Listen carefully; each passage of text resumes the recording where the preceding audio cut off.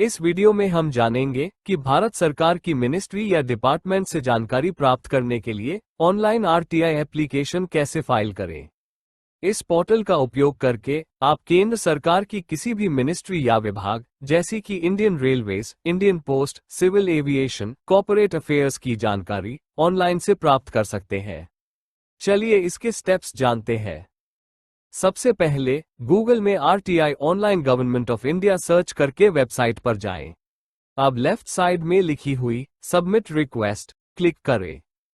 Click करने के बाद आरटीआई ऑनलाइन पोर्टल के गाइडलाइंस को ध्यान से पढ़ें और नीचे दिए गए बॉक्स पर टिक करके सबमिट बटन पर क्लिक करें। अब आपके इंटरफेस पर एक फॉर्म नजर आएगा जिसमें आपको 3 तरह के बेसिक डिटेल्स भरने होंगे। पहला, public authority.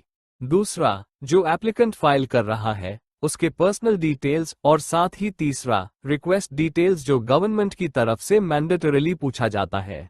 Public authority details में कौन से मिनिस्ट्री, डिपार्टमेंट या एपेक्स बॉडी के अंतर्गत पब्लिक अथॉरिटी दर्ज करना चाहते हो उसे सिलेक्ट कीजिए। पर्सनल डिटेल्स में ईमेल आईडी, मोबाइल नंबर, नाम, जेंडर, एड्रेस, एजुकेशनल स्टेटस भरना है। रिक्वेस्ट डिटेल्स में सिटीजनशिप के सेक्शन में इंडियन का उल्लेख होता है क्योंकि यह नियम है कि केवल भारतीय नागरिक ही आरटीआई एप्लीकेशन दायर कर सकते हैं। इसके बाद एप्लीकेंट को ये बताना होगा कि वे बिलो पॉवर्टी लाइन से हैं या नहीं। यदि हाँ, तो उन्हें अपने बीपीएल कार्ड की जानकारी देनी होगी। फिर आपको ये बताना होगा कि आप आरटीआई अनुरोध आवेदन क्यों भर रहे हैं और इसके लिए नोट में दिए गए निर्देशों का सावधानी से पालन करें, नहीं तो आपका आरटीआई एप्लीकेशन रिजेक्ट हो सकता है। बीपीएल आवेदक को अपना बीपीएल कार्ड पीडीएफ फॉर्मेट में अपलोड करना होगा जिसकी फाइल साइज 1 MB से अधिक नहीं होनी चाहिए। और आखिर में सिक्योरिटी कोड टाइप करके सबमिट बटन पर क्लिक करें। इसके बाद ऑनलाइन रिक्वेस्ट पेमेंट फॉर्म खुलेगा जहां आप पेमेंट मोड को सिलेक्ट करें और 10 रुपये देकर अपना पेमेंट पूरा करें। पेमेंट के बाद आपको एक यूनिक रजिस्ट्रेशन नंबर जारी किया जाएगा जिसका इस्तेमाल भविष्य में किसी भी संदर्भ के लिए किया जा सकता है। एप्लीकेंट को एप्लीकेशन जमा करने पर ईमेल और SMS अलर्ट प्राप्त होगा।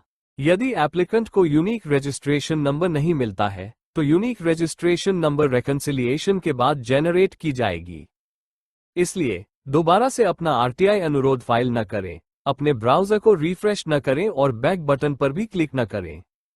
इस पोर्टल के माध्यम से दायर एप्लीकेशन संबंधित डिपार्टमेंट के नोडल ऑफिसर को इलेक्ट्रॉनिक रूप से प्राप्त होगा जो वे आगे संबंधित central public information officer CPIO को भेजेंगे।